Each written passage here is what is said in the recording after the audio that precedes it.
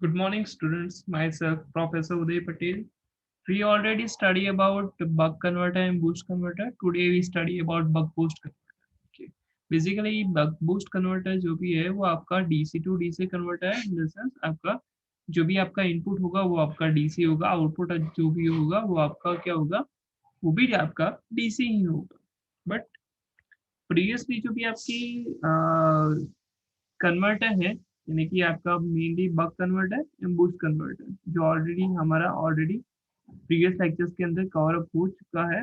उसके अंदर हमने ये देखा था कि जो भी हमारा वोल्टेज मिलता था वो इनपुट वोल्टेज के रिस्पेक्टिवली आपको क्या मिलता था, पॉजिटिव मिलता था. लेकिन जो भी बक बूस्ट कन्वर्टर है उसके अंदर आपको नेगेटिव वोल्टेज मिलता है. ओके, वो एक डिफरेंस है. दूसरा ये डिफरेंस है कि इसके अंदर आपका स्टेप डाउन वोल्टेज भी आपका हो सकता है और स्टेप अप वोल्टेज भी हो सकता है. बक कन्वर्टर के अंदर हमने देखा था कि जो भी आपका इनपुट वोल्टेज है उससे आपका आउटपुट वोल्टेज ऑलवेज आपका कम ही रहेगा. बूस्ट वोल्टेज के अंदर हमने ये देखा था कि भले ही आप 0.3 रखो या 0.2 रखो ड्यूटी रेशियो को, आपका इनपुट वोल्टेज से आपका आउटपुट वोल्टेज क्या होता है कि ऑलवेज आपका हायर ही होता है. बक बूस्ट कन्वर्टर के अंदर ऐसा नहीं है. उसके अंदर आपका डिजायरेबल वोल्टेज जो भी होगा वो आपको मिल जाएगा. यानी कि अगर आप इनपुट वोल्टेज 10 देना चाहते हो और आपका आउटपुट वोल्टेज आपको रिक्वायर्ड है 20, तो आप 20 भी ला सकते हो. और 5 वोल्टेज चाहिए तो वो 5 वोल्टेज भी आपका आ सकता है. फर्स्ट ऑफ ऑल हमें इसका ऑपरेशन जो भी होता है, क्योंकि उसके रिगार्डिंग थोड़ा सा हम देख लेते हैं कि उसका ऑपरेशन होता कैसे. तो फर्स्ट ऑफ ऑल तो ये आपका मेनली फिगर है. ओके, जो भी आपका मेनली बक बूस्ट कन्वर्टर का मेन डायग्राम जो आप बोलते हो वो ये डायग्राम है. ओके, यहाँ से आपका पॉजिटिव नेगेटिव आपका ये सोर्स वोल्टेज दिया गया है विच इज डीसी वोल्टेज. यहाँ पे आपकी सेमीकंडक्टर स्विच है which can be IGB, MOSFET, BJT. Okay, any switch. Okay, depending upon your application. Mostly आपका जो भी स्विच यूज होता है वो आपका एससीआर या आईजीबीटी स्विच यूज होता है. Okay, this is inductor. Okay, it is used for filtering purpose. Okay, this is capacitor. It is also used for filtering purpose as well as power flow from input to output, or we can say that it is provided constant voltage to load. Okay, and this is a resistor. Okay, which can be R resistor, RL resistor, RLC resistor. Okay, sorry, R load, RL load, or RLC load. Okay, you can put any load in this circuit. Okay, for the understanding purpose, we only consider here resistive load.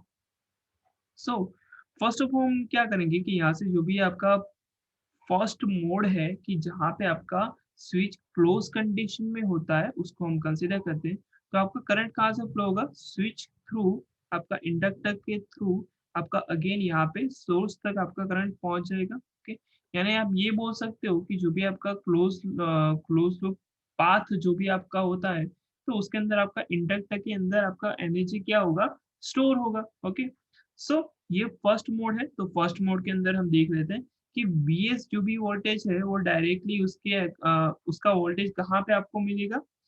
Vs जो नहीं यानी कि supply voltage वो directly आपको inductor के across में आपको मिलेगा और कहीं पे आपको नहीं मिलेगा, क्योंकि स्विच तो आपका क्लोज है. तो उसके लिए जो भी आपका वोल्टेज ड्रॉप होता है स्विच के अक्रॉस का वोल्टेज ड्रॉप वो यहाँ पे आपको जीरो मिलेगा. सो बचेगा क्या, सिर्फ इंडक्टर. ओके, और यहाँ अगर किसी को ऐसा लग रहा है कि ये तो आपका मेन जंक्शन है, ओके, तो यहाँ से आपका करंट आगे भी तो फ्लो होना चाहिए. तो हाँ, फ्लो होगा ना, लेकिन यहाँ पे आपका डायोड है तो यहाँ पे आपका कैथोड के साइड से आपका करंट अगर फ्लो होता है तो ये आपका क्या हो जाएगा, ऑफ हो जाएगा ना. We already know about basic thing of doubt, so we not much discuss about this particular doubt off condition या on condition. Okay, so basically यहाँ पे आपका डाउट ऑफ होता है, सो आपका करंट आगे फ्लो नहीं करता. तो आपका मेन लूप कहाँ तक ही होता है, इंडक्टर तक ही होता है. उस टाइम आपका जो भी इंडक्टर होता है उसके अंदर एनर्जी इंक्रीज होने की वजह से आपका जो भी आपका आईएल करंट होगा वो यहाँ पे इंक्रीमेंट मोड में आपको जाएगा. और जो भी आपका स्विच के अंदर से करंट फ्लो होगा वो किसको रिफर करेगा, इंडक्टर के करंट के फ्लो को आपको वो रिफर करेगा. सो यहाँ पे आपका करंट क्या होगा, इंक्रीजिंग मोड में ही होगा. अब बात करते हैं कि सेकंड मोड के अंदर. ऑलवेज हमारा क्या होता है कि जो भी आपका सेकंड मोड होता है उसके अंदर आपका स्विच ऑफ हो जाता है और डायोड ऑन हो जाता है। ओके, सो यहाँ पे आपका सेकंड मोड के लिए हम दूसरा ब्लैक कलर का कलर कोड लेते हैं। Okay, we already know that we already discuss about buck converter and boost converter. In that we discuss about the current flowing through the inductor after second in the second mode. Okay, in that what happen कि जो भी आपका inductor होगा वो charge होने के बाद जो भी उसकी डायरेक्शन में जो पहले की डायरेक्शन में करंट फ्लो हो रहा था उसी डायरेक्शन में वो डिस्चार्ज करता है, उसके अंदर की एनर्जी जो भी होती है वो डिस्चार्ज उसी डायरेक्शन में होती है। तो कहाँ पे जाएगा करंट, इस साइड से आपका कैपेसिटर में गया। ओके, और यहाँ से आपका जो भी जंक्शन के थ्रू आपका करंट कहाँ पे जाएगा, रेजिस्टिव में जाएगा। ओके, दोनों करंट यहाँ पे आपके क्या होंगे, ऐड होंगे इस जंक्शन पे again,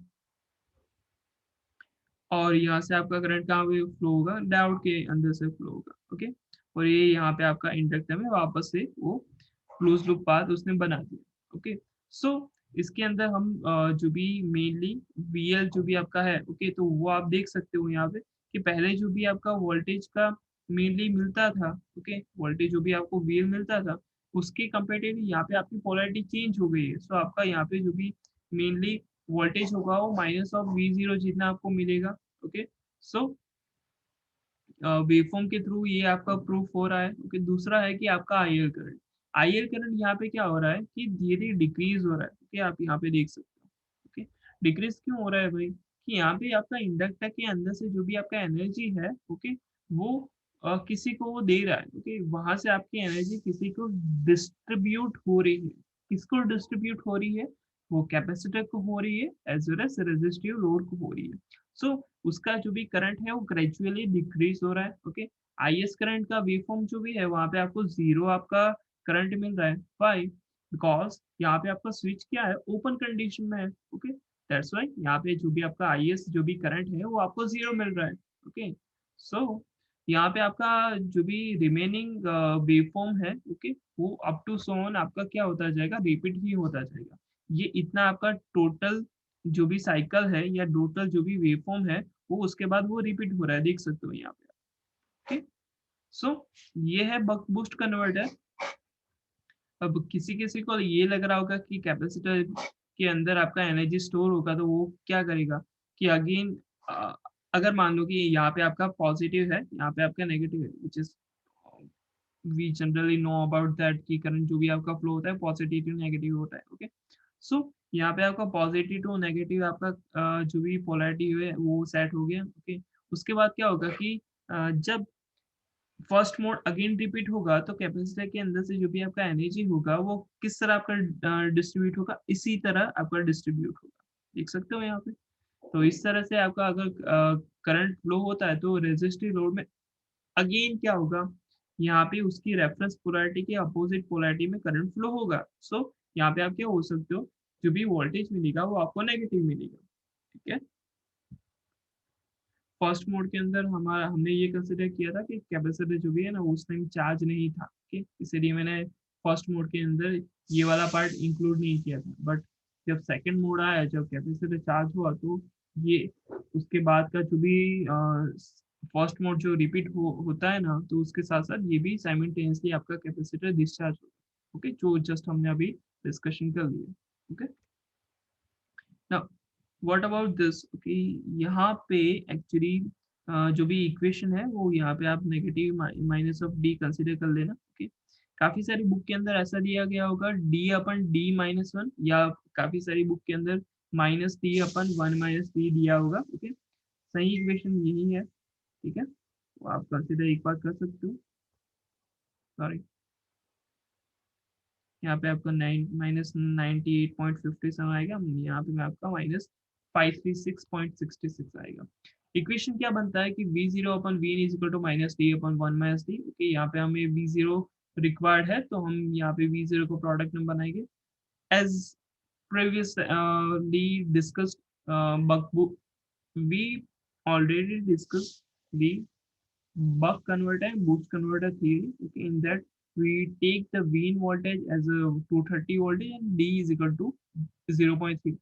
We are again repeat this reference value. Okay, so we can compare the whole thing with buck boost and buck boost converter, all three converters with same reference value.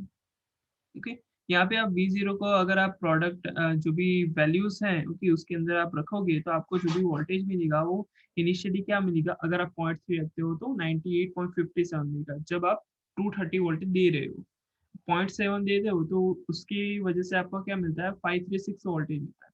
सो आपको clearly यहाँ पे दिख रहा होगा कि जो भी आप यहाँ पे 0.5 से नीचे अगर आप ड्यूटी रेशियो रख रहे हो तो आपको कम वोल्टेज मिलता है, और 0.5 से ज़्यादा वोल्टेज रखते हो तो आपको क्या मिलता है, उससे आपका इनपुट वोल्टेज से ज़्यादा वोल्टेज मिलता है, बट डिफरेंस सिर्फ इतना है कि आपको नेगेटिव में मिलता है। सो अगर आपको बक बूस्ट कन्वर्टर यूज़ करना है ओके, तो उसके लिए आपको जो भी लास्ट में आउटपुट वोल्टेज आएगा उसके लास्ट में जो भी दो टर्मिनल होंगे उसको आपको इंटरचेंज करना होगा लोड को देने के लिए।